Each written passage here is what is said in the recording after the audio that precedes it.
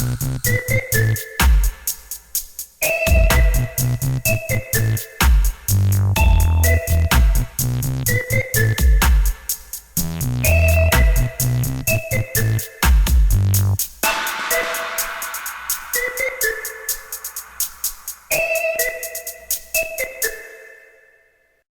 hoy vengo a hablaros un poco de ciberseguridad. Quizá no tiene tanto glamour como otras jornadas en las que habréis estado.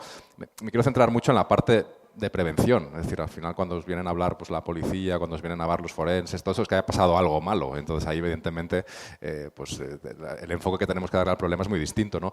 Yo quiero centrarme un poquito más en lo que es la parte previa. Es decir, qué responsabilidad tenemos, cómo podemos actuar para evitar precisamente que ocurra un incidente de ciberseguridad y por lo tanto que nos veamos envueltos en una situación como la que está contando antes Silvia y Manuel, ¿no?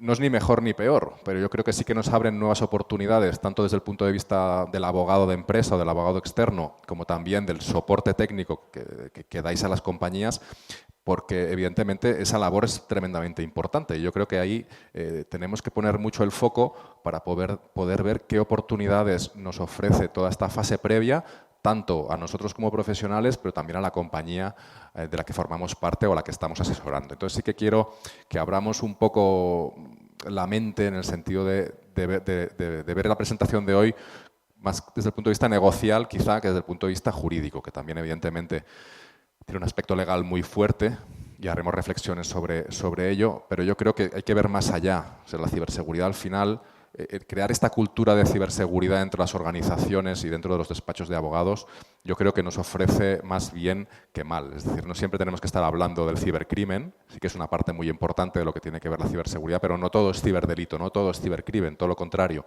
Yo creo que el cibercrimen es una pequeña parte de todo lo que tiene que ver con la ciberseguridad. Entonces, hoy me voy a centrar, si me lo permitís, un poco en el resto de cosas, ¿no?, que no tienen que ver con ciberseguridad, con cibercrimen, con ciberdelitos, y vamos a hablar mucho de la parte preventiva y también de la parte reactiva, pero un poco por conocimiento. Si hay alguna cosa que ya sabéis, que imagino que sí, pues intentaremos obviarla. Bueno, este es un mapa, supongo que habréis visto, ¿no? Me imagino que Fran os lo habrá puesto. Espera, voy a intentar poner... Vale, creo que lo habéis visto este mapa, ¿no? Es un mapa del mundo, es una herramienta que hemos desarrollado desde INCIBE que nos permite ver en tiempo real. Esto es un pantallazo, no quería entrar en la aplicación porque cuesta mucho cargar. Como veis, es un mapa del mundo y donde lo que estamos viendo son los ataques que estamos recibiendo, en este caso en España, porque hemos puesto el foco en España, y los ataques o los incidentes de seguridad que salen desde España, ¿no? Son las líneas rojas que entran y las líneas azules que salen, ¿no?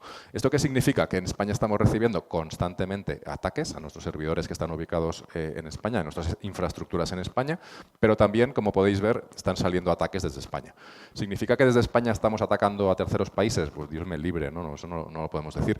Pero ya sabéis que los incidentes de seguridad, en este caso, pues pueden estar afectando a servidores establecidos y ubicados en España que formen parte de una red de botnets y a partir de ahí pues, sean esos servidores o esos terminales o esas direcciones IP comprometidas las que estén participando en ataques, como pueden ser de hace 2 semanas a Estados Unidos, que evidentemente a través de Internet de las cosas o de cosas conectadas, pues se consiguió hacer un ataque de denegación de servicio mucho más potente del que se podría conseguir con métodos más tradicionales, ¿no?, más artesanales.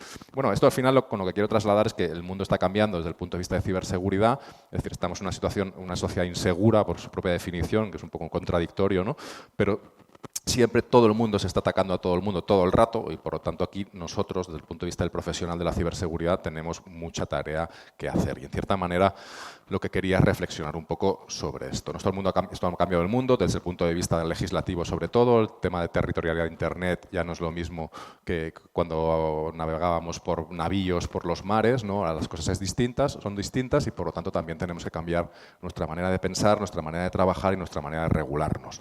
¿Vale? Esto es un poco el esquema que os quería trasladar al inicio, ¿no? Voy a hablar mucho de prevención, voy a hablar algo de reacción y no voy a hablar de ciberdelitos, ¿vale? Creo que Jacob sí que ha hablado de temas de código penal y tal, pero como os digo, esto es una fase a posterior que no es que no me guste, pero que desde luego lo que denota es que hemos fracasado en la parte de prevención y por lo tanto tenemos que enfrentarnos a unas consecuencias un poquito más desagradables o complicadas, ¿no? Entonces, desde el punto de vista de prevención, pues evidentemente lo que se nos está planteando ahora mismo es la posibilidad de hacer muchas cosas para tratar de evitar un ciberincidente o de reducir al máximo el impacto de ese ciberincidente. Y aquí, donde yo lo que quiero trasladaros es un poco animaros a que pensemos también en qué tipo de medidas podemos ir implementando, tanto técnicas como organizativas, y luego las vemos, para que precisamente tratar de evitar una situación como estas. Porque evidentemente las consecuencias de sufrir un ciberincidente son tremendamente complejas y no solo desde el punto de vista jurídico, desde el punto de vista legal, ¿no?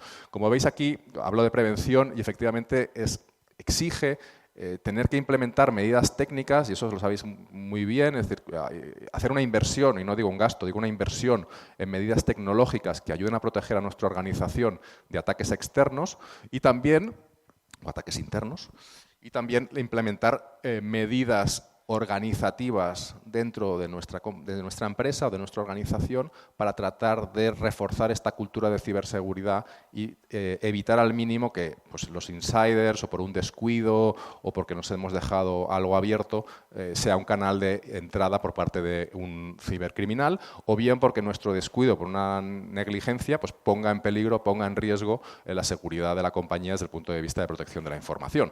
Y cuando hablamos de ciberseguridad no solo me refiero al cibercriminal con una capucha atacando desde fuera, me refiero a perder el teléfono móvil, a perder un USB con unas claves, a perder una tabla Excel con la contabilidad, a perder un pincho con toda la relación de nuestros clientes, es decir, cosas que nos caiga el teléfono al váter, es decir, son cosas que son obvias, pero también son incidentes de ciberseguridad a este nivel, ¿no? Evidentemente, también la parte jurídica aquí tiene mucho que decir, pero bueno, es la responsabilidad en vigilando que le llamamos. En este sentido, también cada uno de nosotros somos responsables de lo que estamos haciendo dentro de nuestra organización y también jurídicamente se están desarrollando teorías para ver hasta qué punto el empleado es responsable de hacer clic en un enlace que lo que hace es comprometer a todo el sistema de la compañía, o bien al CEO o al director general de la compañía, hasta qué punto es responsable legalmente de no haber implementado estas medidas técnicas necesarias para precisamente evitar algún tipo de incidente de seguridad. Esto, la verdad es que todavía prácticamente estamos reflexionando todo sobre ellos. Queda mucho camino por recorrer para trazar algún tipo de responsabilidad desde el punto de vista laboral, desde el punto de vista civil, desde el punto de vista mercantil, etcétera, etcétera. Y eso tiene mucha incidencia también económicamente, porque al final cuando tú vayas a la compañía de seguros a pedirle que por favor te haga un ciberseguro, de los que empezamos a hablar todos, pues precisamente de lo que te va a preguntar es decir, bueno, ¿qué medidas tienes implementadas y qué medidas no tienes implementadas? ¿Y cómo educas a tus empleados? ¿Y si haces esto, si haces lo otro? Y entonces lo que nos traslada es un poco la reflexión o la necesidad de llevar a cabo este tipo de ejercicios internos y de diseño de este plan de riesgos, de identificar y conocer cuáles son nuestros activos, cuáles son las amenazas que sufre nuestra compañía y de qué manera podemos cubrirla, y por lo tanto es una situación de planificación y de reflexión previa mucho más compleja de lo que inicialmente puede parecer. Yo aquí, los que seáis juristas, sí que os recomiendo la lectura de dos guías que ha publicado el Consejo General de la Abogacía Española, que es una de la gestión de riesgos y aproximación al compliance, y luego es otra, cómo reaccionar jurídicamente ante una fuga de datos o fuga de información, que también nos ayudan a los despachos de abogados y a los clientes a los que asesoramos un poco a reforzar estas medidas de protección organizativas a las que me venía refiriendo. Son estas iniciativas público-privadas a las que menciono aquí, ¿no? En esta parte previa yo sí que quiero hacer incidencia en, primero, la cultura y educación de la gente, de los empleados y los compañeros que trabajan con nosotros, y luego la capacitación y adiestramiento de los profesionales que trabajan con nosotros. ¿Qué hemos hecho nosotros del sector público, en este caso del INCIBE, para tratar de dinamizar y fomentar un poco esta cultura de ciberseguridad en las compañías? Pues, por ejemplo, hemos lanzado dentro de lo que es el INCIBE, el kit de Protege tu Empresa, no sé si lo conoceréis, pero bueno, sí que os recomiendo que vayáis a él porque hay un montón de iniciativas, de información, de herramientas gratuitas que podéis utilizar y podéis implementar dentro de vuestras organizaciones, pero también dentro de la de vuestros clientes, para que su ciberseguridad, en cierta manera, pues vaya poquito a poquito reforzando, ¿no? Hay como digo, el kit de Protege tu Empresa, al final es un itinerario de varios meses donde tú puedes ir implementando una serie de medidas técnicas y organizativas que al final lo que logras es tener un nivel de ciberseguridad aceptable. Esto no te garantiza, como no puede ser de otra manera, que no te ciberataquen ni que no sufras incidentes de seguridad, pero sí por lo menos has implementado un mínimo imprescindible para poder repeler o para poder defenderte ante determinados ciberincidentes. Y esto jurídicamente también es importante, porque tú al final demuestras una buena fe y una diligencia en la gestión de tus riesgos gracias también a la implementación de este tema de estas medidas. Y cuando hablamos de compliance, del plan de compliance penal, cuando el juez al final te pregunta qué tipo de medidas ha implementado usted para eximir de responsabilidad a la persona jurídica, pues esta podría ser de gran ayuda. Bueno, hay algunas que tienen incidencias que a mí soy particularmente fan, ¿no? Que es, por ejemplo, el tema de dejar el USB infectado en algún sitio de tu empresa, de tu oficina, ¿no? Para ver, para que ese software que está insertado dentro después te diga pues quién lo ha pinchado y, por lo tanto, trasladarle o hacerle ver lo importante que es no pinchar USBs que te has encontrado por el suelo en los sistemas de tu oficina. También hay temas de phishing controlados, es decir, mandadles. O sea, estos son ejercicios, son simulacros. ¿Verdad que hacemos simulacros de incendio para salir del edificio cuando no está en llamas, pero para si algún día lo estuviera, pues no morir todos? Pues esto también es un poco eso, son riesgos laborales. Es decir, hagamos estos ejercicios, diseñemos un plan de phishing interno controlado para que la gente se dé cuenta que a veces hace clic donde no debe. Y todas estas cosas al final lo que van escalando. Y al final lo que tenemos son profesionales más concienciados, más sensibilizados y más profesionalizados también en el tema de la ciberseguridad. Y todo esto al final, ¿tiene alguna recompensa más allá de la que no nos ataquen o que minimicemos el impacto? Sí. La responsabilidad social empresarial también es un tema muy importante que tenemos que empezar a meter dentro de nuestro plan de compliance y dentro de nuestro plan de ciberseguridad en las compañías. Es decir, al final, si yo en mi memoria de responsabilidad social le demuestro a mis accionistas y le demuestro a gente que quiere invertir en mi compañía que yo estoy haciendo las cosas bien, eso vale dinero, eso tiene un reflejo también de cara a la sociedad, tiene un reflejo económico a la hora, por ejemplo, de presentarse a determinados contratos públicos, donde tú puedes acreditar que sí que has implementado una serie de medidas que otros no, y puedes tener también ventajas competitivas. Son ventajas competitivas desde el punto de vista de marketing. Yo puedo vender que mi compañía es más segura que mi competidor, yo puedo hacer muchas cosas con la ciberseguridad más allá que los temas puramente técnicos. Desde el punto de vista negocial nos da un recorrido desde el punto de vista de responsabilidad social muy importante, ¿vale? Pero quiero que empecéis también a reflexionar sobre ello porque eso tiene impacto directo en el negocio. Hemos visto las capacidades preventivas rápidamente, como habéis podido ver. Las capacidades reactivas, también es evidente que las compañías deben empezar a contar con capacidades reactivas. Muchas de ellas ya los tienen, ya tienen su SOC, ya tienen incluso su propio CERT. Yo aquí vengo en representación del CERT de Seguridad e Industria, que para los que no sepáis, pues es el CERT que tiene competencias en empresas, en ciudadanos, en universidades y en infraestructuras críticas. En infraestructuras críticas, gracias al convenio de colaboración que tenemos con el Ministerio de Interior, con su Secretaría de Estado de Seguridad, que lo que hacemos es dar servicios de CERT a las infraestructuras críticas. Las infraestructuras críticas, que son las que el Ministerio del Interior declara como críticas conforme a la Ley de Protección de Infraestructuras Críticas y que, como ya sabéis, tienen unas particularidades muy especiales, ya que no podemos evitar, o debemos evitar a toda costa que se vean comprometidas pues, por la importancia que tienen para el mantenimiento de servicios públicos esenciales e indispensables, ¿no? El CERSI está localizado en León, está a vuestra disposición, es un servicio público 24/7. Lo encontráis en la página web de INCIBE. Cualquier incidente de seguridad que podáis tener en vuestras organizaciones como empresa y como ciudadanos, podéis acudir al CERSI para que os ayude y además lo hacen rápidamente. Pero el CERT al final, jurídicamente, ¿qué es? También dejadme que ponga una nota un poco legal a todo esto, ¿no? El CERT al final es una figura que ha nacido, pero todavía no sabemos qué es. No es una sociedad anónima, no es una sociedad limitada, no es una fundación, no es una asociación, no sabemos muy bien qué es, pero sin embargo la legislación ya le empieza a dar una serie de competencias administrativas muy importantes que tenemos que conocer también como profesionales de la ciberseguridad. Me refiero, en primer lugar, a la disposición adicional 9ª de la Ley de Servicios de la Sociedad de la Información, la conocida por Ley de Internet, que es del año 2002, y a la Directiva NIS, la Network Information Service, que ha sido publicada este mes de agosto en el Diario Oficial de la Unión Europea. Respecto a la disposición adicional 9ª, si bien todavía no sabemos cuáles son los CERTs oficiales o reconocidos, esto será en breve, espero que se aprovechará la transposición de la directiva NIS para identificar cuáles son los CERTs oficiales, aunque bueno, aparte del CERT sí sabéis que está el CERT del CCN, el Centro Criptológico Nacional para Administraciones Públicas y el Mando Conjunto de Ciberdefensa para la parte de defensa nacional. Yo presumo que serán estos tres en principio y lo que hace la disposición adicional 9ª es establecerle unas facultades para poder exigir a las empresas y a los ciudadanos obligación de colaboración.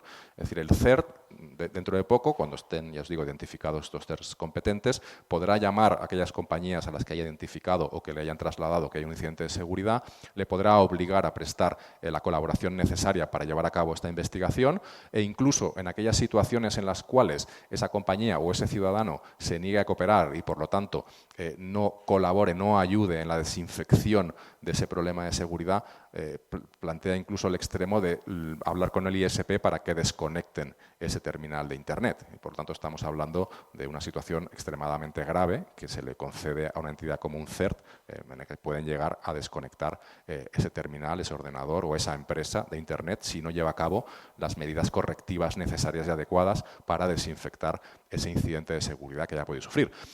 ¿Cuál es el espíritu que trasciende detrás de todo esto? Es decir, la ciberseguridad no es un problema del ciberatacado, la ciberseguridad no es un problema de la empresa que sufre un ransomware, la ciberseguridad es problema de todos. Es decir, si esa empresa, si esa persona, si ese terminal está infectado, al final la tecnología le permite atacar a otros botnets, ¿vale? Con lo cual nosotros no tenemos que estar preocupados solo de nosotros, tenemos que estar preocupados de proteger también a los demás para que precisamente no sean ellos mismos los que nos estén atacando. Y por eso, en cierta manera, todas estas obligaciones de colaboración en ciberseguridad exceden un poco de lo que es la privacidad, ¿no? Al final necesitamos trabajar con IPs y no podremos decir, no, es que la IP es un dato personal, no se lo doy. No, si son por motivos de ciberseguridad, sí que va a haber una obligación de colaboración para que el CERT y otras entidades puedan realmente ayudarnos a estar todos protegidos. Con lo cual es un tema que también jurídicamente va a ser muy interesante a partir de ahora.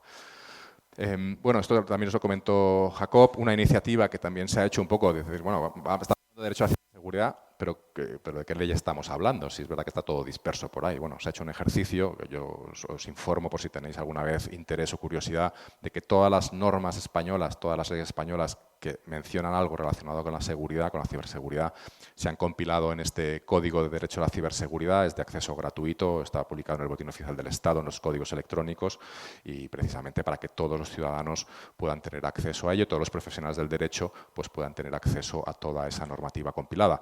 Aquí encontraremos pues, la normativa de protección de infraestructuras críticas, la normativa de la LSSI, los artículos del Código Penal que hablan de ciberdelitos, y en cierta manera nos da un escenario global normativo al que poder acceder, entender, dimensionar, y por lo tanto a partir de ahora yo creo que esto puede servir de base para dar formación a los profesionales. Si no sabemos qué normas nos aplican, difícilmente vamos a poder también avanzar en la parte jurídica y en la parte legal. Y yo creo que esto es una herramienta que nos tiene que ser de gran utilidad para poder empezar también los jurídicos a ponernos en marcha y a poder ir siempre detrás de la tecnología, pero por lo menos lo más cerquita posible para poder dar respuesta a todas las preguntas que surgen cada día en relación con temas de ciberseguridad. Yo, por hacer una identificación de retos regulatorios, que también es una de las partes que tiene el título de mi ponencia hoy, he identificado varias situaciones que a mí, no es que me preocupen especialmente, que sí, pero que identifico como críticas en el sentido de que yo creo que nos va a dar mucho trabajo a la hora de analizar desde el punto de vista técnico y legal y, por lo tanto, empezar a dar respuesta a estos interrogantes que van surgiendo, ¿no? Uno de ellos es todo el tema relacionado con el analytics de Big Data, ¿no? Desde el punto de vista de privacidad, el tema del Big Data es tremendamente importante. Yo creo que Miriam antes lo ha apuntado muy bien. Es decir, muchos de nosotros, que ya nos pilló mayores el tema de Internet, ahora tenemos que hacer arqueología para poder volver a ver qué publicamos la primera vez que entramos en Internet, qué dijimos en aquel foro cuando teníamos 20 años, y por tanto eso nos obliga también a tirar de hilo, que muchas veces es muy difícil, pero que las empresas ahora mismo, pues por tecnología y por técnicas que utilizan, sí que pueden tener acceso a esos recuerdos que nosotros ya tenemos olvidados. Y por lo tanto es cierto que desde el punto de vista de Big Data el impacto es importante a nivel personal o a nivel profesional, pero también incluso en detalles como pueden ser un poco el chiste que traslado, ¿no? Es decir, también hay determinados países, hay determinadas organizaciones que lo que hacen es buscar en los perfiles de esas personas para ver hasta qué punto esa persona es confiable, ¿no? En el caso, por ejemplo, de irte a otro país, a un país extranjero, donde en esos países pues, la cultura del control del ciudadano es distinta a la que tenemos en países europeos, y evidentemente eso también puede tener un impacto y unas consecuencias a la hora de moverte por determinados países, ¿no? Bien porque tus opiniones en Twitter son distintas de la del gobierno de ese país, bien bien porque eres un activista en tu país y eso no gusta al gobierno del lugar en el que estás. Es decir, son muchas otras cosas que van mucho más allá del mero hecho de buscar trabajo en una compañía, ¿no? Entonces, desde el punto de vista de ciberseguridad o de concienciación de seguridad, son temas que debemos tener muy presentes también a la hora de trabajar con ellas. El tema de los drones, y no solo hablo de drones, hablo de cualquier vehículo no tripulado. En este caso, la particularidad es que vuelan y, por lo tanto, hay una normativa específica para cosas que vuelan y, bueno, desde luego, las normas de aviación civil pues tienen que evolucionar para poder regular un poco lo que es el tema del dron, ¿no? Yo el otro día decía en una conferencia que ahora mismo de los drones la gente lo ve ahí como un juguete. Yo supongo que hasta que no salgamos a la calle y veamos drones volando no nos daremos cuenta de la realidad del hecho y de la importancia que tiene regular el tema de los drones de una manera lógica y razonable. Yo la verdad no tengo esa respuesta, pero sí que evidentemente tenemos que dar respuesta, perdón la redundancia, a determinadas cuestiones sobre si los drones vuelan por la derecha o vuelan por la izquierda. Es decir, es una cosa tan absurda como esta, pero eso tiene que estar regulado de alguna manera, ¿no? Desde el punto de vista de ciberseguridad, los riesgos que llevan implícitos herramientas como los drones tienen que estar resueltos. Es decir, tenemos que ver desde el punto de vista de defensa, pero también desde el punto de vista del ataque, cómo podemos trabajar con estos cacharros. O sea, yo como un dron comercial, yo debo tener todas las medidas de protección adecuadas y de seguridad necesarias para que ese dron no se caiga encima de nadie, no mate a nadie, no haga daño a las cosas, pero también en el caso de que veamos un dron volando por alguna zona por la que no debe, tener capacidad tecnológica para derribar ese dron, para bloquear sus sistemas o para tomar el control del mismo en el caso de que sea necesario. Con lo cual aquí debe existir un equilibrio entre la ciberseguridad o el hacking de la empresa que desarrolla ese producto, pero también debe existir una labor tecnológica para poder hackear esos sistemas en caso de que fueran necesarios, ¿no? Entonces también es un tema tremendamente interesante por el peligro potencial que lleva aparejado una tecnología de dron cuando se utilice de manera equivocada.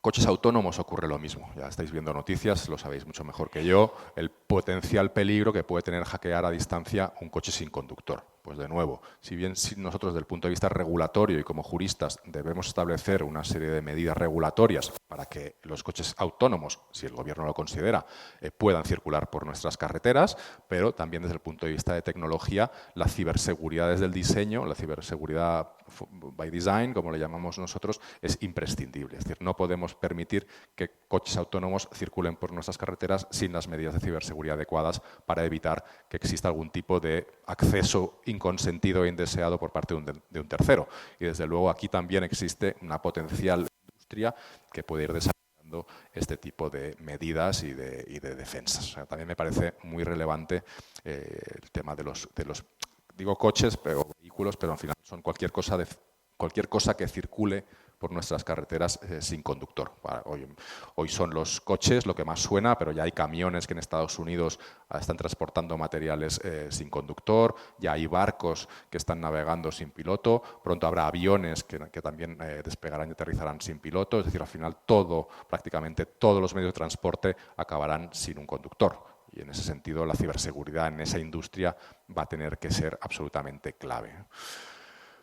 El tema de Internet de las cosas, pues de nuevo, estamos conectándolo todo a Internet, no sé muy bien por qué, pero bueno, la tendencia es conectarlo todo a Internet. Hay cosas que sí que lo entiendo, pero que mi bombilla esté conectada a Internet todavía no me ofrece muchas ventajas, pero bueno, ya es lo que ocurre. ¿No? Y lo de las neveras sí, yo tampoco lo entendía hasta que lo vi, y cuando lo ves pues sí que te das cuenta de que tiene ciertos usos y utilidades prácticas para el ciudadano de a pie. Pero evidentemente yo creo que el ejemplo del otro día del ciberataque a Estados Unidos nos debe hacer reflexionar un poco sobre de qué manera estamos conectando las cosas a Internet. No nos estamos precipitando, no las estamos conectando antes de asegurarnos que esas cosas no son vulnerables o que si lo son tenemos alguna medida de reacción ante cualquier tipo de ataque coordinado como el que vimos el otro día. Pues de nuevo, o diseñamos las cosas desde origen teniendo en cuenta la ciberseguridad, o lo que vamos a conseguir es que la bombilla de mi casa se convierta en un arma. Y al final, de nuevo, si lo queremos bajar al tema jurídico y al campo de la responsabilidad, es tremendamente apasionante. Es decir, ¿qué responsabilidad tiene el fabricante por tener un router que es perfectamente vulnerable, fácilmente vulnerable? Es decir, tenemos que empezar a pensar a quién responsabilizamos también desde el punto de vista jurídico por estar conectando a Internet cosas que no son invulnerables o que no están suficientemente bien protegidas conforme a los estándares de la técnica y al estado de la técnica de ese momento. Eso es evidente, ¿no? Pero bueno, yo creo que hay que hacer una reflexión profunda sobre este tema y ver de qué manera diseñamos la arquitectura de seguridad de estas cosas para poder reaccionar adecuadamente ante la evolución de la tecnología. Y me viene a la mente el caso de Jeep. ¿Cuál fue? Fue un vehículo que fue fácilmente accedido a distancia y hackeado, y eran dos compañías, la primera de las cuales todos sus clientes tuvieron que llevar el vehículo al taller para que le cambiaran todo el sistema, mientras que la otra marca de vehículos, a través de un parche y por Internet, conseguían actualizar los sistemas y eliminar esa incidencia de seguridad. Desde el punto de vista comercial es terrorífico tener que llevar tu coche al concesionario o al taller durante una semana, cuando otra marca te lo puede hacer a distancia y tú prácticamente ni tan siquiera te enteras. Esa ventaja competitiva a la que me refería anteriormente vale mucho dinero y, por lo tanto, tenemos que pensar también en de qué manera compatibilizamos los temas de seguridad, pero los temas de usabilidad y de comodidad para el ciudadano, que es tremendamente holgazán y, es decir, somos muy cómodos. Y, por lo tanto, si la tecnología avanza, lo que queremos es que también avance para hacernos la vida más cómoda. Ese es un ejemplo bueno, muy gráfico, pero creo que es importante, ¿no? Otro reto regulatorio que a mí me gusta especialmente es todo el tema que tiene que ver con la inteligencia artificial, con la robótica, con la biotecnología. Es decir, cada día más hay personas, por motivos médicos a día de hoy, pues que se convierten en cyborgs, que también jurídicamente es un concepto todavía a determinar, pero que poco a poco ya hay personas que se van implantando elementos electrónicos para poder mejorar aspectos físicos. Esto, evidentemente, a día de hoy son todo por motivos médicos, pero el día de mañana estoy seguro que los científicos van a intentar, lo deben estar haciendo ya, no crear superhombres, no quiero utilizar esa palabra, pero sí que mejoremos nuestras capacidades físicas o incluso hasta de longevidad a través de tecnología, a través de chips, a través de lo que sea. Evidentemente, si vamos a jugar en algún momento a instalarnos chips o tecnología en nuestro cuerpo, vamos a tener que desarrollar una industria de la ciberseguridad suficientemente potente como para poder evitar que te hackeen lo que tengas implantado. Y esto ya está ocurriendo, por lo menos así vemos en las series de televisión, con los ¿cómo se llama lo que te meten en el corazón? Eso. Evidentemente que si consiguen hackearte eso porque está conectado al sistema del hospital, es otro mundo apasionante, y puedes morir porque un señor ha conseguido acceder a tu corazón y desconectarte, pues, hombre, pues posiblemente tengamos que hacer una seria reflexión sobre cómo nos organizamos, cómo se organiza la industria para desarrollar productos y servicios que precisamente traten de evitar este tipo de cosas, ¿no? El tema de robótica, bueno, también es interesante, es decir, los robots poco a poco están haciendo cada vez más cosas y también, desde luego, tener un cacharrito en casa que si alguien lo hackea de fuera puede hacer cosas que no debe, incluso poner en peligro tu integridad física, pues desde luego también debe hacernos reflexionar y en cierta manera hacer una visión hacia el futuro y ver de qué manera debemos diseñar estas cosas para que sean seguras en la medida de lo posible, ¿no? Ya no os hablo de aspectos éticos, si la inteligencia artificial puede decidir por nosotros y no sé qué, eso ya sería digno de otro debate, pues posiblemente el año que viene, pero ahora quería centrarme más en cosas más materiales y más físicas, ¿no? Con todo esto que os acabo de contar, en qué situación estamos en España a estos efectos, ¿no? Bueno, pues desde el punto de vista de ciberseguridad, el año 2013 se publicó la Estrategia de Ciberseguridad Nacional, que también tiene actualizándose y seguro que en los próximos años vemos actualizaciones sectoriales relacionadas con la estrategia, que como veis al final es un documento político, un documento estratégico para el Gobierno de la Nación para desarrollar lo que es la estrategia de seguridad nacional, que es mucho más amplia que la de ciberseguridad, que es una rama, pero al final de lo que se trata es proteger también nuestro ciberespacio, ¿no? Es decir, no solo proteger nuestras infraestructuras físicas que están localizadas en nuestro país, pero también lo que es el ciberespacio español, ¿no? Y habla de temas de prevención, habla de defensa, de detección, de respuesta y de recuperación. Y ese es el objetivo final, es decir, desarrollar actividades concretas y planes concretos para poder ir logrando todas estas cosas. permitidme que me centre exclusivamente en una línea de acción para mis compañeros abogados, que es la línea de acción número 4, que es para abogados, pero para cualquier profesional. Habla de capacitación de los profesionales. O sea, la estrategia nos da un mandato a todos los sectores, público y privado, para que desarrollemos las capacidades de investigación y de persecución, pero evidentemente eso pasa por la capacitación de los profesionales, ¿no? Y, por ejemplo, dentro de todo lo que comenta, algunas de las cosas ya hemos cumplido. Como veis, dice asegurar a los profesionales del derecho el acceso a la información y a los recursos que les proporcionen el nivel necesario de conocimientos en el ámbito judicial para la mejor aplicación del marco legal y técnico asociado. Lo que nos está diciendo es formemos a nuestros jueces para que entiendan qué es lo que está ocurriendo. En este sentido es especialmente importante, continúa esta línea de acción 4, la cooperación con el Consejo General del Poder Judicial, la Abogacía del Estado, la Fiscalía General del Estado, la Fiscalía Coordinadora de Cibercriminalidad Informática y el Consejo General de la Abogacía Española. Por lo tanto, aquí, en cierta manera, lo que nos dice la línea de acción 4 es capacitemos a los profesionales del derecho para que puedan ayudarnos a desarrollar la regulación en materia de ciberseguridad y también ayudemos a los técnicos a poner una serie de límites sobre lo que se puede y lo que no se puede hacer. En cierta manera se está haciendo, pero lo que nos viene a decir la estrategia es sigamos haciéndolo, ¿vale? Sigamos haciéndolo, sigamos incidiendo en esta capacitación a los profesionales del derecho para que nos den la respuesta a las preguntas que vosotros técnicos nos planteáis cada día o os planteáis cada día y que muchas de ellas todavía no tienen no es que no tengan ni respuesta, es que ni tan siquiera nos las habíamos planteado. Con lo cual hay que incidir mucho y hay que trabajar mucho en la línea de formar a nuestros jueces, a nuestros fiscales y a nuestros abogados. ¿Qué papel yo creo que la abogacía debe prestar en los próximos meses, ya no digo de años? Pues yo creo que todavía tenemos muchísimas cosas por hacer. Hemos empezado, y el año 2015 el INCIBE y el Consejo General de la Abogacía Española suscribimos un acuerdo de colaboración precisamente para tratar de trabajar en este tipo de líneas de concienciación, de formación, de sensibilización, etcétera, etcétera. Poquito a poco se van haciendo acciones, ahora tenemos que trabajar para que estas acciones vayan calando, pero que evidentemente no solo de puertas del despacho hacia adelante, que es un poco lo que he intentado trasladar, nuestros clientes también nos están demandando que les ayudemos a entender esto de la ciberseguridad y a que les aconsejemos y les asesoremos, no solo en la parte de responsabilidad también, sino también que les reorientemos hacia técnicos, hacia profesionales que les pueden ayudar a implementar estas medidas de seguridad. En ese sentido, el abogado, como persona de confianza del cliente, nos preguntan, oye, ¿conoces algún forense? Oye, ¿conoces algún técnico que me pueda implementar en mi organización?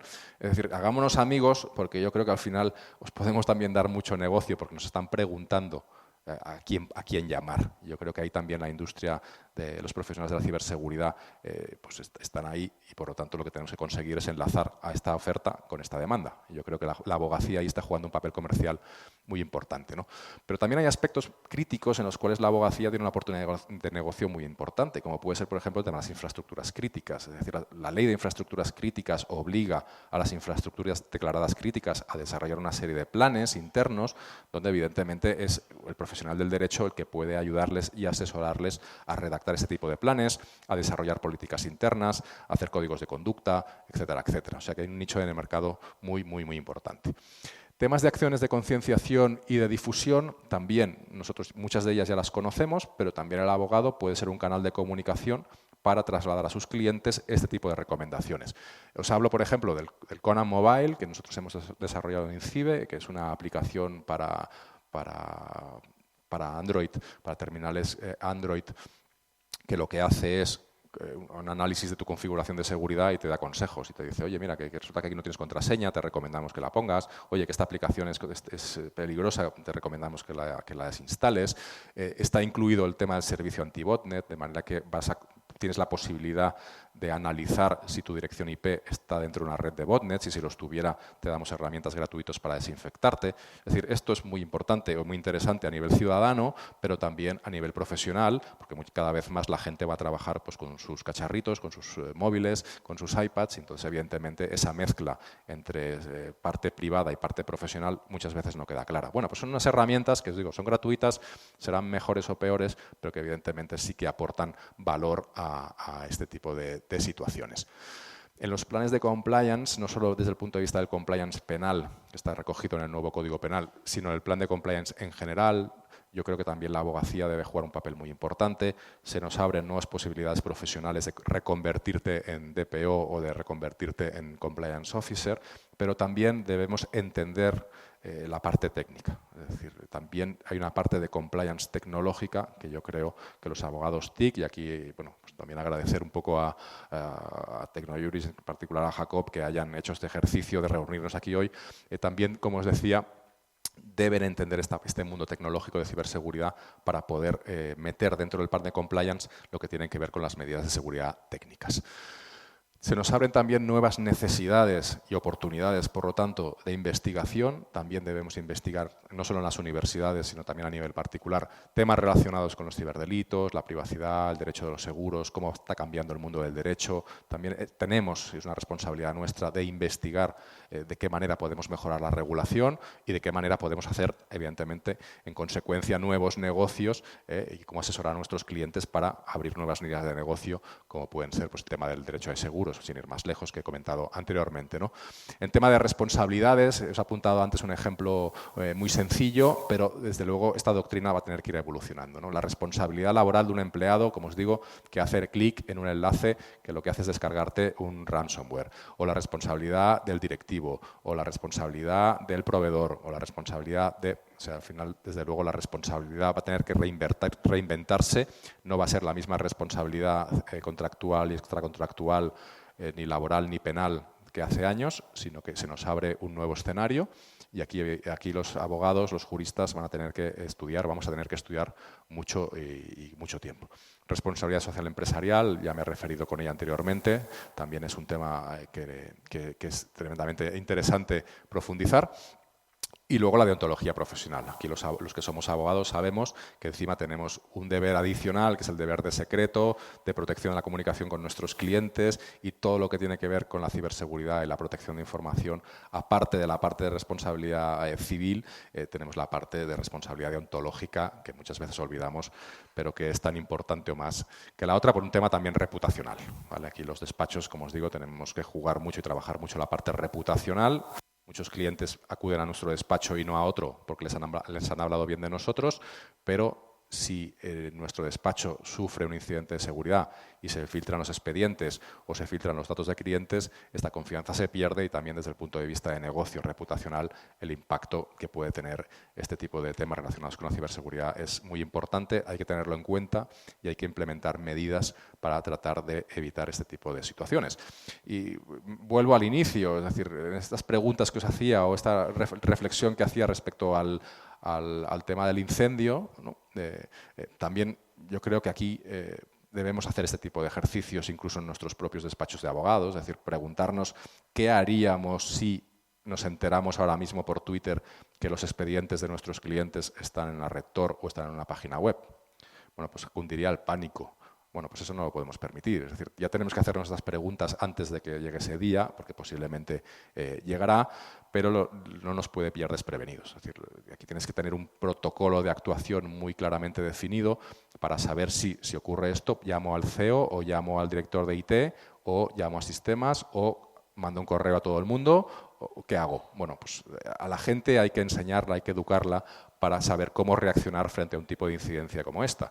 Y la realidad es muy compleja, porque tú puedes tener un protocolo muy bien diseñado, pero luego resulta que mientras estás pensando en la nota de prensa que vas a lanzar y la estás haciendo muy bien, pues resulta que llama un tío y te chantajea y te dice, oye, que yo sé que tienes tal, págame no sé cuántas bitcoins, no tus datos, no sé qué. Y por tanto, todas estas circunstancias hay que prever los imprevistos, ¿no? Que siempre es muy complicado, pero yo creo que es un ejercicio muy sano y una responsabilidad que tenemos todos, profesionales del derecho, pero también las empresas y la industria. Así que, bueno, como os digo, como veis, un escenario y un futuro apasionante, lleno de oportunidades, pero también lleno de retos. Y nada, encantado de haber estado aquí hoy, aunque sean estas intempestivas horas, pero bueno, espero haberos trasladado algo de lo que quería trasladaros, un poco crear esta inquietud o identificar oportunidades. Y nada, un placer haber estado aquí y muchas gracias por vuestra atención.